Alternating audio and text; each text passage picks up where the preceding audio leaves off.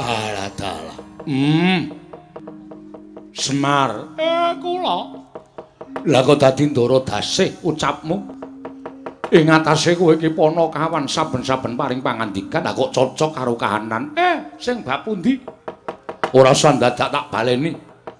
Mesti wae Kiai Semar wis prisa ngendikaning Kaki Prabu Ndarawati yen to Putu Prabu Kalimataya bakal lengser ke Prabon wonten ingkang gumanti ke Prabon.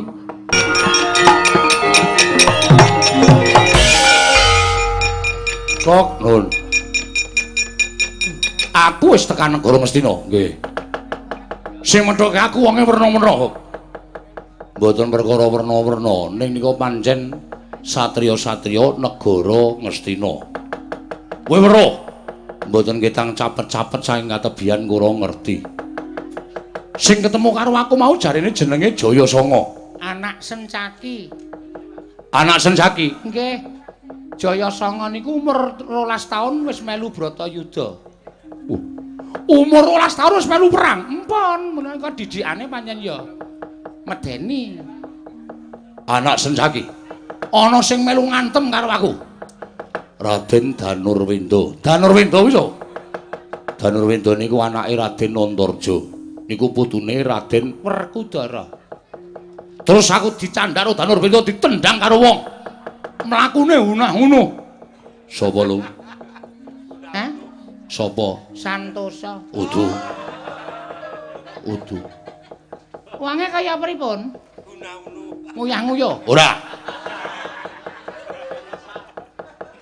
Nek unah-unuh nguyah-nguyuh niku Santosa. Merga wis rusak onderdile. Nganu niku anak Antasena jenenge Jayasena. Niku ya putu Werkudara. Terus aku ana sing dicandhak sirahku. Dicandhak go munggah mumbul dhuwur badun calke saka dhuwur kok. Wah, upama tiba ning Padasuri mesti tekaning pati. Sapa? Anak Gatutkaca. Sapa? Sasi Kirana. Werkudara niku bejo kok. Kelangan anak telu ning putune thukulane ya gleleng kabeh. Sasi Kirana niku ya padha karo Gatutkaca, iso nylenthik tanpa sutang, mabur tanpa lar. Niku sing dinceng ya ndas. Ndase sapa? Ndasmu. Biasane mata ya, Lung. Ayo ganti. Masa kon matamu terus? Lah iya. Niku biasane ngoten niku. Antara Danurwindo niku ya ora beda karo Ndara Antarja. Niku ya nyembur wong ya buyut dewaning ula. Iya. Nggih. Wah, jebul wong Amarta pirang-pirang utawa wong Ngastina kuwi pirang-pirang satriyane pirang-pirang. Mula nek sampeyan iki wau ndaratur kula wangsul pun malah mboten pripun-pripun. Ning gandeng sampeyan niku ngeyel. Kita ajeng ngraman negara Ngastina srana sampeyan goleki Prabu Sri Bathara Kresna. Lah nggih sampun. Sampeyan niku mengke malah kena perkara. Ngoten. Mula nek ndaratur kula mundur mawon. Gok, Nul. Aku ora wedi karo anak-anak utawa putu-putu Pandhawa. Nggih. Aku sing bakal ngrampungi putu-putu Pandhawa. Nggih, keparengipun. Yaene kono wong nugeli suket ya, Gok. Embuh ora ngerti aku. Apa sesuk ora ana wektu apa piye? Ayo sembuh nang wae ora. Acokot sing pengapit tugel glune kabeh. Nggih, mangcokoti kabeh supados Sedaya dadi kuwanda sinuwun.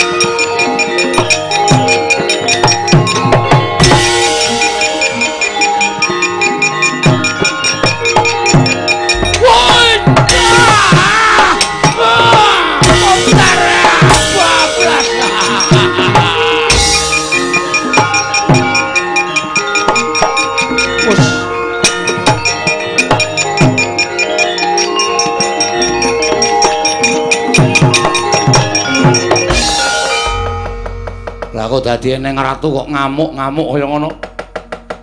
Mak cilik Jayasanga dicokot gletak, Kakang Sasikirana dicokot ya gletak. Weh, lah iki nek ora lapor karo Simbah Curiganata ya Simbah Baladewa. Jarene mbiyen jaman nome anggere muni ngamuk gegiri Simbah. Mbah, putumu do tekaning pati, Mbah.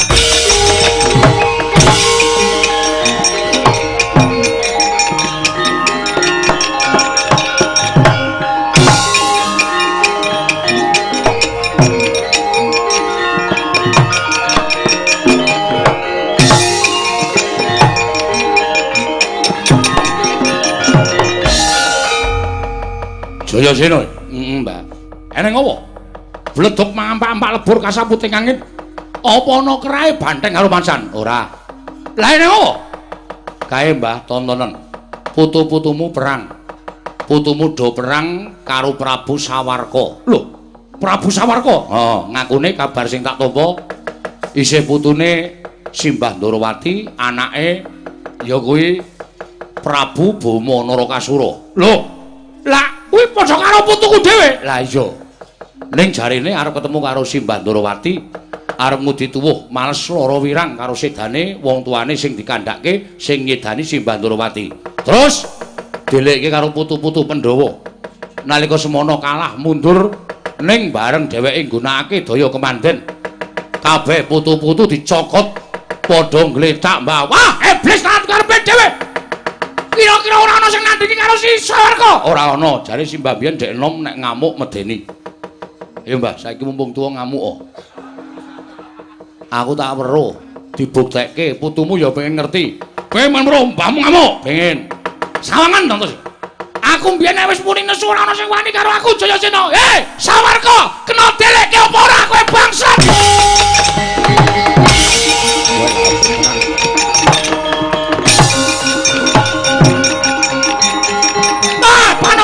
Jalanan cuketane pawane iblis nang kaya iki Curiganata bekas nata mandura Prabu Baladewa.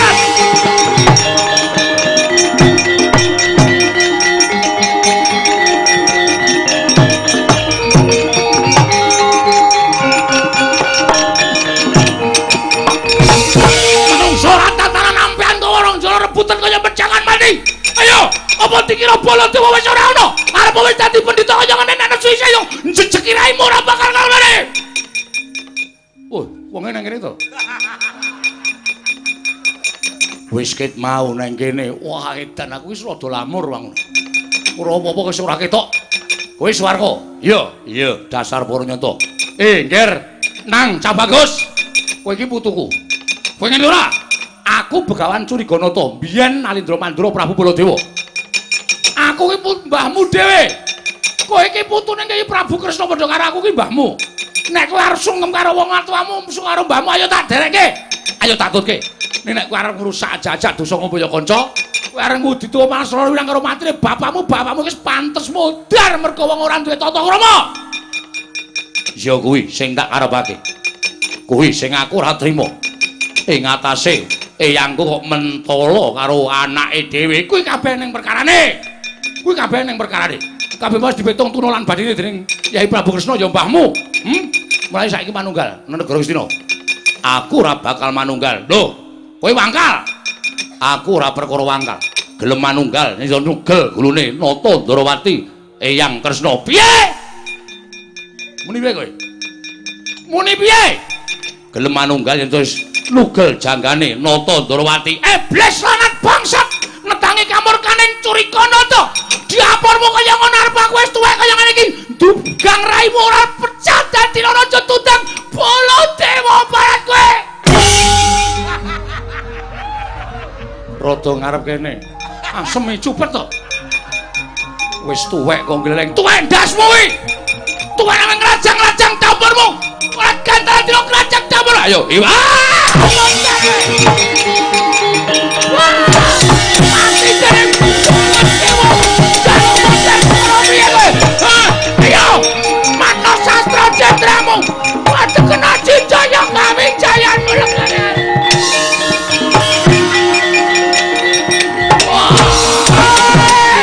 Modar dengan bos. Jalur apa?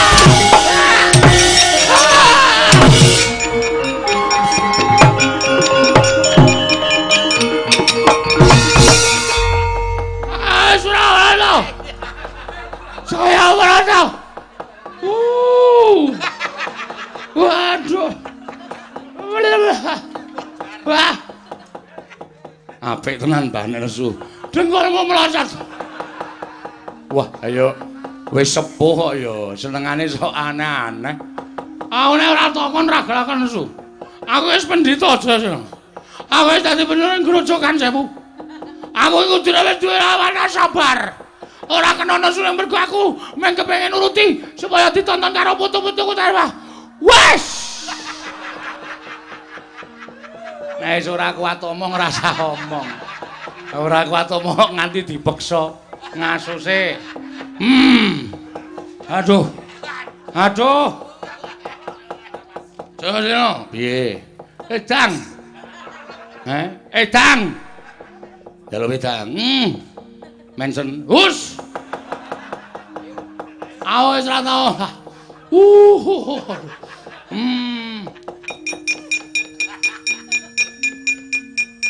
Ngopo? Simbah Curiganata nglekar, Pak, manu Mbah. Ngopo nglekar? Perang kurang gawean. Gerangan yo perang barang. Rambute wis putih nek mlaku dadak nganggo teken. Perang barang. Mergo putumu. Putuku ngopo? Aja sinong aja aku. Mbah, jare kowe mbiyen nek perang apik. Kowe mbiyen nek nesu apik. Mbok putumu dicontoni nek nesu piye, Mbah? Lah. Aduh. Wah, aleman.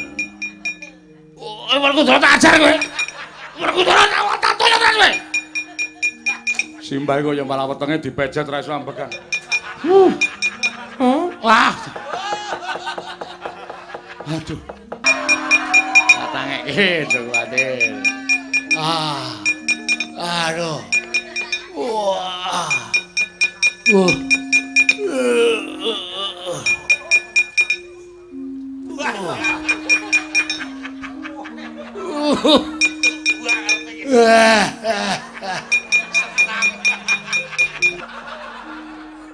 Gloyor ngono kae ngomong.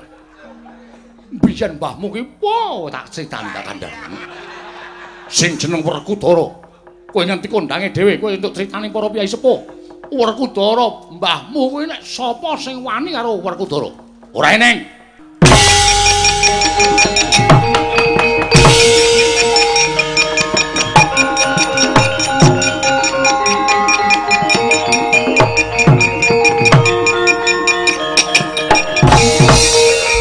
Mbah Kung, iki Simbah Curiganata wis maju perang. Yo. Ning Prabu Sawarka rung kecekel.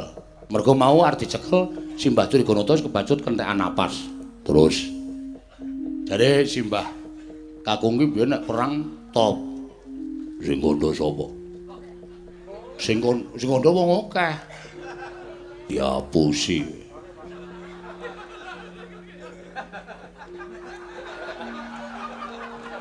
Tenan apa ora? Ora. Aku biyen rawani perang. Kuwi tangane ngopo iki ngono? Wis tuwa iki gampang keju, goblok.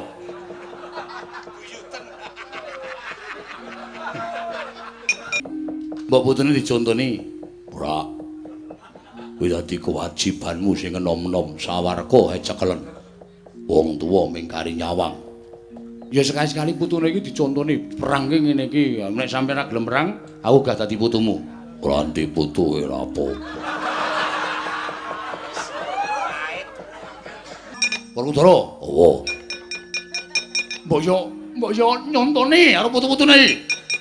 Anak-anakmu biyen Debyastra Sekti kalintang jane perang. Antarja mati ngiklasake pati uripe kinarya tabuk tawuring kemenanganing para Pandhawa. Nadyan kuwi anakmu isih urip. Ning wani mati kanggo kemenangane wong tuane. Gatotkaca. Nadyan peranging wanci wengi dheweke uga natake pati uripe. Antasena sing mateni Betari Dur karo Bathara Kala bebarengan karo Wisanggeni wani ikhlas mati disiki sing gerang ming labuh karo sing tuwa. Jaluke putune kok ora mangkat kok. Ayo, Sawarka cekel. Oh tak ndelok napase wong jago perang biyen ngono. Gage mangkat to. Ora mangkat aku ora sago. Mangku bariku sing dadi ratu nang Kestina. Woi, dua.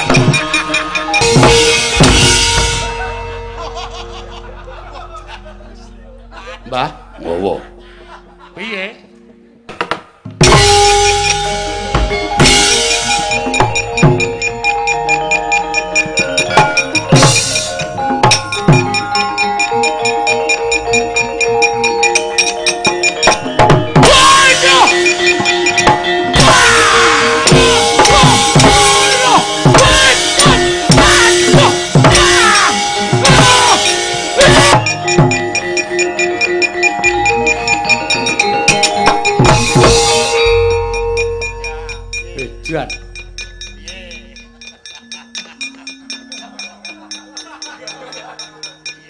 Wih, lah jebul isih sentosa kowe. Bangane aku Werkudara.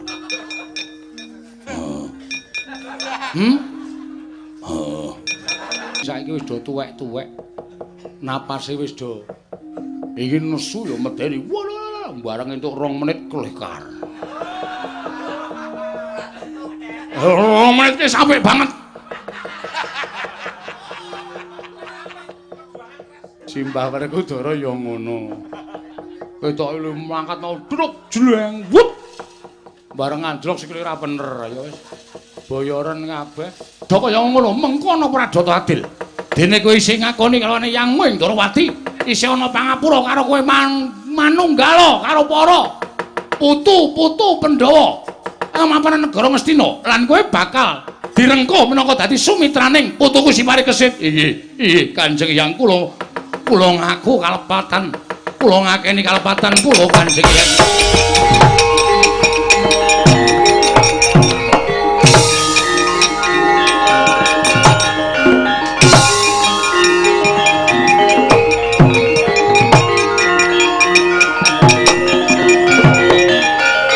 Werkudara, iya. Sing tak karepke ya kaya ngene iki. Trubusaning satru telik Mangindrajala ingkang bakal gawe ora tentreming negara Ngastina. Tak jaluk Parikesit jumeneng kabeh wis tentrem, ayem, ora ana apa-apa. Yo. Ayo padha dinteni negara Ngastina. Ayo tak derekke Jurikanata kakangku.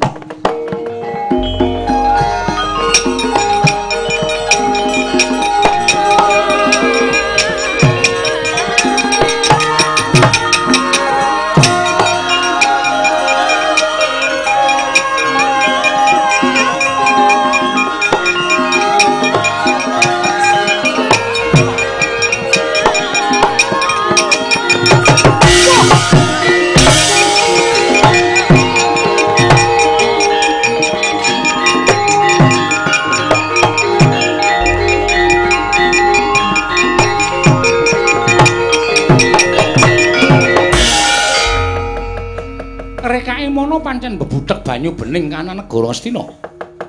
Ning lha kok ora sepiro kekuwataning Prabu Sawarka wae dalah tiwas tak obong atine supaya ora nrimakake marang katentremaning para Pandhawa. Ya, Kertiwindu iki anak Patih Sengkuni. Ora lega rasane ngatiku yen to aku ramudi tuwuh malslara wirang sedane wong tuaku. Nadyan tekan ngendi wae aku mung bakal gawe rusak, aku mung bakal ngedu antaraning darah Pandhawa siji lan Pandhawa sijine legane ati. Kowe medhun susu ta? Ayo Reng, iki ana pamundutan, Truk. Pamundutan apa? Saka lumantar saking penggemar Mas Sigit Mutian Wirakerten. Oh iya. Mengko nyuwun sesideman. Oh iya. PWKS Lor Tugu Gentrong nyuwun lagon gending Loro Jonggrang. Oh iya. Loro Jonggrang ki lagune piye? Ah wis ra ngerti aku. Sing penting diwaca ra beres. Oh iya.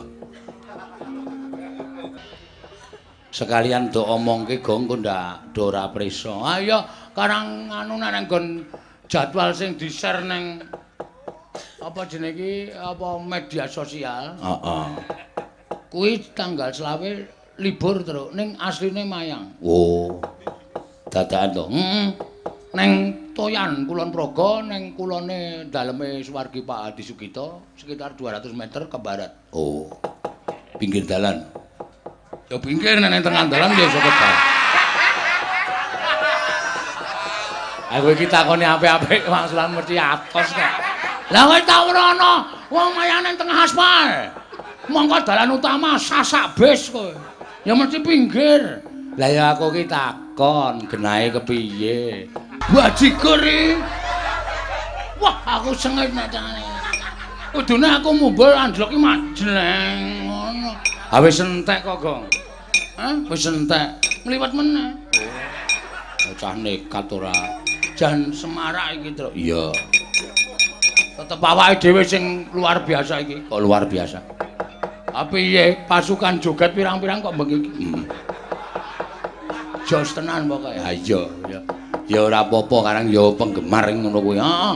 Ayo ora genti kowe disambung. Ya. Penonton iki akeh lho, Truk. Ayo padha digawe semangat. Ya.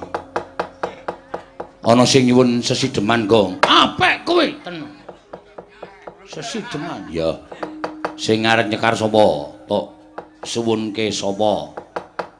Sing arep nyekar panjenengane Mbak Orisa menewe. Oh ya.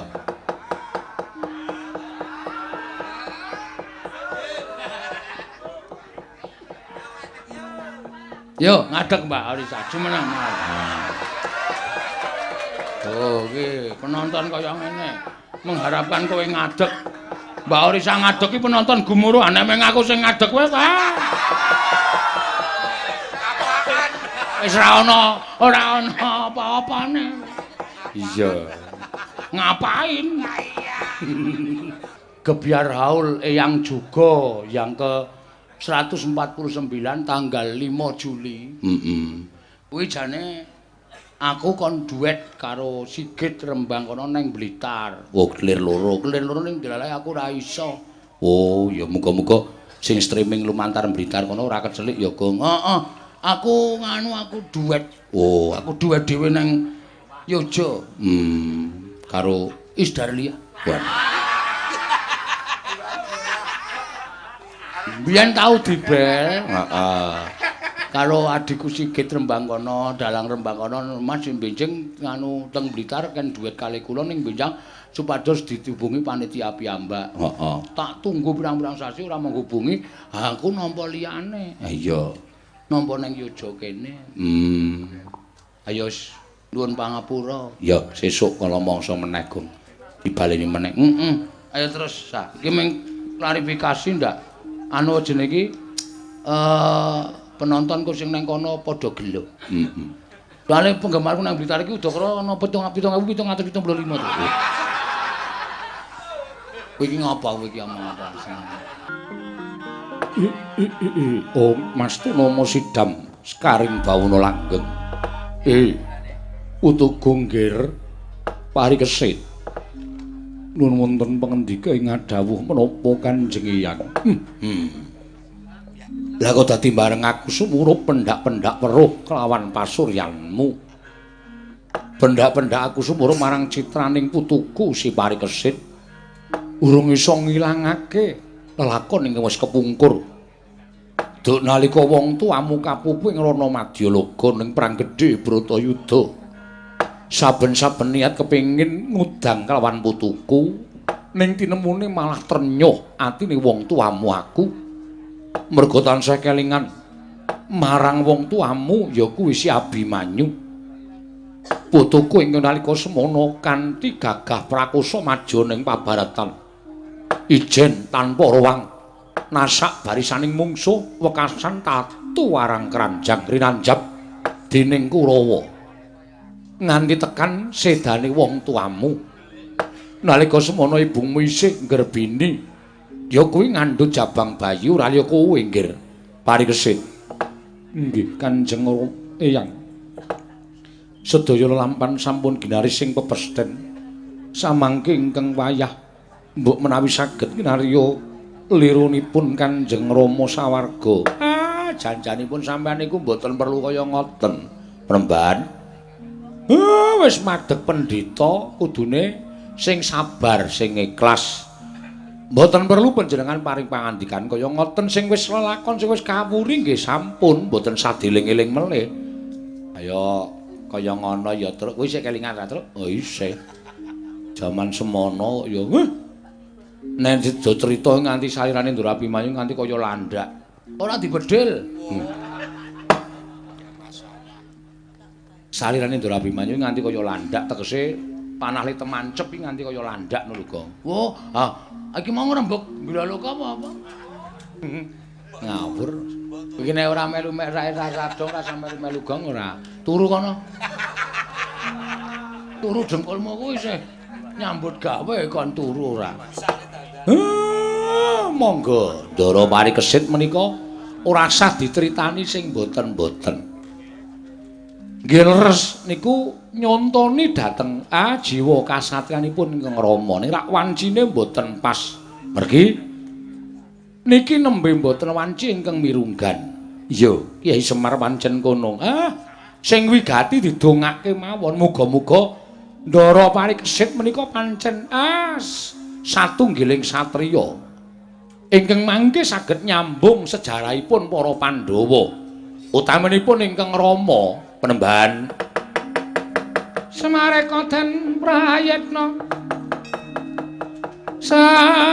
samurires eka balik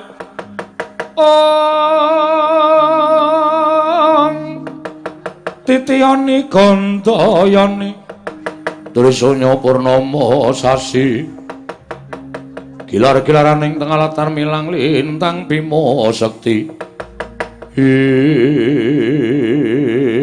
tintrem madyaning pertapan Saptawarga sang Penemban Matswapati nalika semanten lenggah dinadhem ingkang wayan dadak sakoling mangke praptaning nata Ndarawati tuwin Raden Arjuna karya kagiat kang samya mula ora pangling Kaki Prabu Ndarawati inggih eyang kula ingkang sowan putuku Janaka kasinggihan Kanjeng Hyang kula ingkang Abiyantara gawe kaget tanpa taliwara sengkan-sengkan rawuhing putu Prabu Ndarawati tanpa pepoyan eneng apa nggih malih-malih menapa Kanjeng Hyang estunipun kula badhe munjul atursa paduka Kanjeng Hyang sowanipun ingkang wayah Ndarawati menika dinuta nalindra Ngastina Prabu Kalimataya inggih ingkang wayah piyambak mugian dadosna ing kawuningan mboten dangu malih Yayi Prabu Kalimataya badhe lengser ke Prabon lho Kaki Prabu Kalimataya bakal lengser ke Prabon inggih lah mongko lingkup negara Ngastina rak durung suwe saka panguwasaning Kurawa inggih namung menika sampun dados sabdanipun nalindra Ngastina ingkang boten kenging wola-wali samangke ingkang wayah Ndarawati sampun nayogyani lan malah samangke sampun dipun tetepaken sinten ingkang badhe gemanti keprabonipun Prabu Kalimataya lho sapa nggih sapa ingkang bakal dadi nalindra negara Ngastina nuwun sewu sampun dipun tuding dening sangganing para sepuh mboten wonten ingkang pantes nyambung sejarahing para Pandhawa kejawi amu ingkang wayah pun paripurna inggih Parikesit eyang welada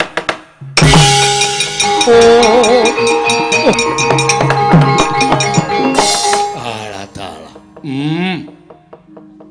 Semar kula lha kok dadi ndara dasih ucapmu ing atase kowe iki pana kawan saben-saben paring pangandikan lha kok cocok karo kahanan sing bab pundi ora usah dadak tak baleni mesti wae Kiai Semar wis prisa ngendikaning Kaki Prabu Ndarawati yen to putu Prabu Kalimataya bakal lengser ke Prabon wonten ingkang gumanti ke Prabon ana apa Tru Ndara Parikesit dadi ratu nendi nang Dungkelan Petro ngono kuwi senengane ora seneng aku iki takon tenan Tru lah karang wis do dadi pendhita kabeh pun paring pangandikan kula tak terima kendel kemawon Tru terus sak banjure wis togong nggih Parikesit iki kamulyanmu aja mbok tampik nggonmu nglakoni tapa brata prihatin tanduramu wis bisa mbok undhuk. Puneyang ora bakal keri nderekake marang tindaking Kaki Prabu Ndorowati prapting ana ing negara Ngastina. Utari anakmu aja mbok tegake.